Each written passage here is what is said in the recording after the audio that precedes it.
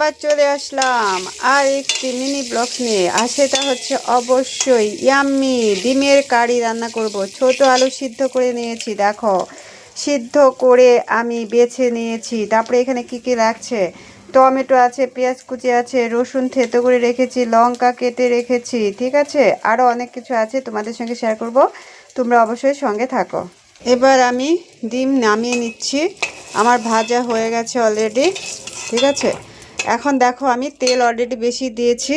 এখন আমি ফোড়ন হিসেবে কি কি দিচ্ছি, তেজপাতা আছে, শুকনো লঙ্কা আছে, আর গোটা জিরা আছে। আমি এখন একটু ভাজা ভাজা হয়ে আসলে পেঁয়াজ যে কুচি করে রেখেছি, পেঁয়াজ, টমেটো, রসুন, তারপর হচ্ছে কাঁচা লঙ্কা, আর আমি আদা জিরা লঙ্কা একসাথে পেস্ট করে রেখেছি, ঠিক আছে। তোমরা অবশ্যই সাথে থাকো, তাহলে মিস করবে। যখন কোনো কিছু ফোড়ন দেবে তখন অবশ্যই আঁচটা কম রাখতে হবে, নাহলে কিন্তু পুড়ে যাবে, ঠিক আছে। দেখো আমার ভাজা ভাজা হয়ে এসছে।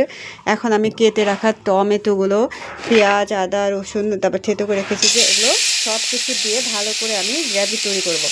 আর এই সময় একটু আঁচটা বাড়লেও কোনো ক্ষতি নেই, একটু বাড়িয়ে দেবে, ভালো করে ভাজা বাদামি বাদামি যখন কালার হয়ে আসবে, সেই হ্যাভি টেস্টি। একটু লবণ হলুদ আমি এখন অ্যাড করব, ঠিক আছে।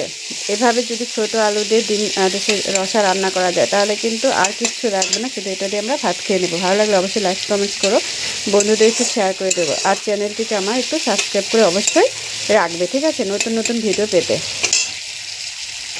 দেখো কি সুন্দর কালার এসছে। এবার আমি একটু লবণ আর হলুদ পরিমাণ মতো দিয়ে দেবো। গ্রেভিটা আগে আমি তৈরি করে নিচ্ছি, তারপরে আমি সিদ্ধ করে বেছে রাখা আলুগুলো দিয়ে দেব। এবার আমি একটু হলুদও দিয়ে দিচ্ছি, ঠিক আছে। আলুতেও আমি হলুদ দিয়েছি, তাই এখানে একটু পরিমাণ মতো আমি কমই দিলাম।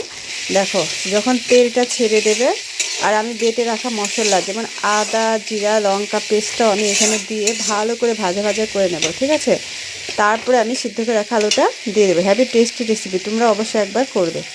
আমি পেস্ট করে রাখা মশলাটা আমি দিয়ে দিচ্ছি। এখানে লঙ্কা আদা জিরা সব কিছু পেস্ট করে রেখেছি। আমি ভালো করে গ্রেভিটাকে ভাজা ভাজা করে নেব, তাহলে কিন্তু মশলা একটা এক্সট্রা গন্ধটা আসবে না, ঠিক আছে। একটু ভাজা হয়ে আসলে যখন তেলটা ছেড়ে দেবে তখন আমি ডিম না তো আলুটা ছেড়ে দেবো।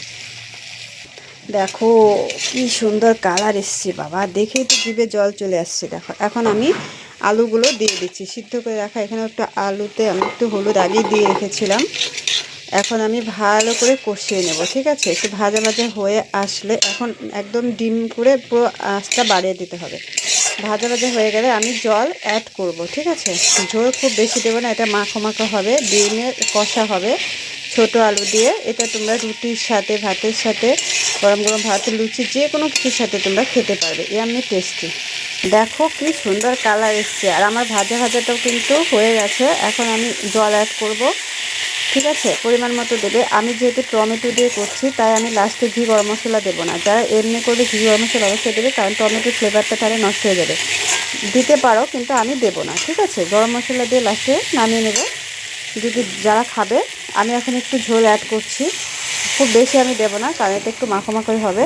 হ্যাভি টেস্টি কিন্তু, তোমরা অবশ্যই করবে। আমরা যেহেতু মা বেটি খাবো, আমার হাজব্যান্ড নিরামিষ ভুজি, তাই দুটো ডিমই করেছি।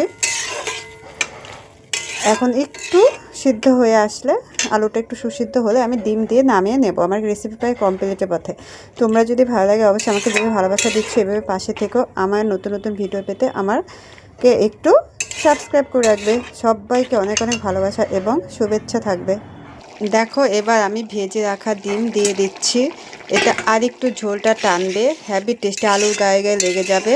তোমরা অবশ্যই আমার সাথে থাকার জন্য তোমাদের অসংখ্য ধন্যবাদ, আর ভিডিওটা লাস্ট অবধি দেখার জন্য। তোমরা যারা গরম মশলা খাবে ঘি গরম মশলা দিতে পারো, আমি যেহেতু টমেটোর ফ্লেভারটাই রাখতে চাচ্ছি তাই ঘি গরম মশলা আমি দেবো না। আমার রেসিপি কিন্তু কমপ্লিট, অবশ্যই অবশ্যই পাশে থেকেও ভালোবাসা পাবে, ভালোবাসা দিতে অবশ্যই পাবে। ওকে বাই, টাটা, সবাই ভালো থাকবে।